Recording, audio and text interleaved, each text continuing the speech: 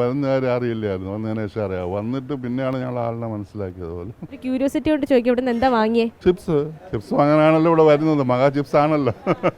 ദേശീയ സുരക്ഷാ ഉപദേഷ്ടാവായ അജിത് ഡോവൽ കഴിഞ്ഞ മാസം തിരുവനന്തപുരത്ത് എത്തിയിരുന്നു. ജനുവരി 22, 23 തീയതികളിലാണ് അദ്ദേഹം എത്തിയത്. VSSCയിൽ ചില യോഗങ്ങളിൽ പങ്കെടുത്ത ശേഷമാണ് അദ്ദേഹം മടങ്ങുകയും ചെയ്തത്.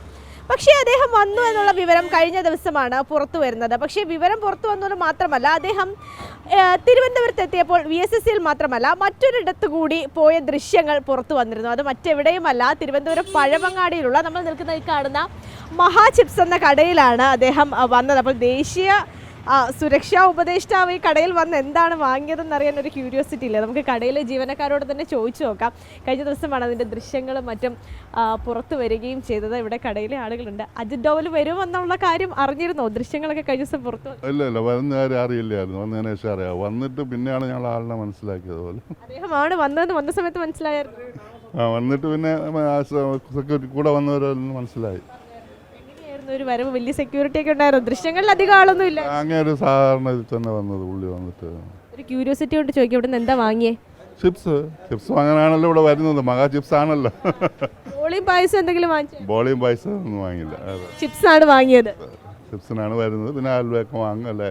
പിന്നെ കണ്ടിട്ടുള്ള ഐറ്റംസ് എക്സിബിഷൻ പോലെ അവരെല്ലാവരും നോക്കിയിട്ട് ഇഷ്ടമുള്ളത് വാങ്ങും. എന്തെങ്കിലും സംസാരിച്ചോ? കാര്യം പുള്ളി വാങ്ങുന്നത്. ഈ മറ്റാളുകളൊക്കെ ഇങ്ങനെ വരാറുണ്ടോ? പ്രമുഖരായ ആളുകളൊക്കെ വന്നിട്ടുണ്ടോ ഇതിനു മുമ്പ്? പലരും വരും. പലരും വെച്ചാൽ വളരെ വലിയ KR വിജയൊക്കെ വന്നാൽ ഇവിടെ ഇരുന്ന് ബോളിയും പായസമൊക്കെ കഴിച്ചിട്ടാണ് പോകുന്നത്. ചേറിട്ട് കൊടുക്കും, ഒരു ബോളിയും പായസം ഇവിടെ ഇരുന്ന് തന്നെ കഴിക്കും. ശാരദാ മേഡം, മറ്റേ ഓംപുരി മരിച്ചുപോയ പുള്ളി ഇവിടെ വന്നിട്ട് 2 ആഴ്ച കഴിഞ്ഞാൽ മരിച്ചത്. പുള്ളിയൊക്കെ വളരെ ക്ലോസ് ആയിട്ട് നമ്മളായിട്ട്. പ്രകാശ് രാജ് 3 ദിവസം മുമ്പ് പ്രകാശ് രാജ് വന്നിരുന്നു. പിന്നെ രേവതി മേഡം, എല്ലാവരും വരും. പ്രകാശ് രാജൊക്കെ വന്നപ്പോൾ ആളുകളൊക്കെ പ്രകാശ് രാജ് വന്നപ്പോൾ ആൾക്കാർ അറിഞ്ഞു പോയി. പിന്നെ പുള്ളിയുടെ കൂടെ നിൽക്കാനും എടുക്കാനും മറ്റേതാരും അറിയില്ല. അവർ സിമ്പിളായിട്ട് നിൽക്കാൻ വാങ്ങി പോകും. ഇദ്ദേഹമാണ് വന്നത്, നമ്മുടെ സുരക്ഷാ ഉപദേഷ്ടാവാണ് വന്നത്. പിന്നെ ആരാ പറഞ്ഞത്? സെക്യൂരിറ്റിക്കാർ തന്നെയാണ് പറഞ്ഞു. മനസ്സിലാവും. ചിലപ്പോൾ അവർ VIPs വരുമ്പോൾ അവർ നേരത്തെ നമ്മളോടൊന്ന് പറയും ഇന്ന ആളാണ് വരുന്നത്. ഇപ്പം മധ്യപ്രദേശ് BJP, രാജസ്ഥാനിൽ അവരെല്ലാം വരുമ്പോഴത്തേക്ക് ഇങ്ങനെ നേരത്തെ അറിയുമ്പോൾ നമ്മൾ അതിന് വേണ്ട രീതിയിൽ. എത്ര നാളായി കട തുടങ്ങിയിട്ട്? ഇത് മോർ ദാൻ 15 years. 15